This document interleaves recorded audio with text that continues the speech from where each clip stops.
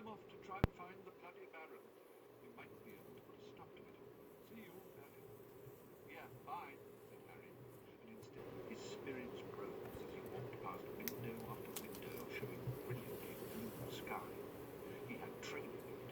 He would be back on the Quidditch, his sword down onto his shoulder. Right, it's serious. Okay. She blinked her amber eyes once, and he took that with a moment's pressure on his arm. Hedwig took off into the blindingly bright sky.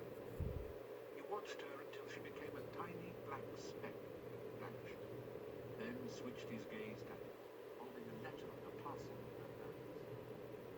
Hi, said Harry automatically. Oh, seemed to have jammed, and was showing her his cuffed hand as he helped her tie her parcel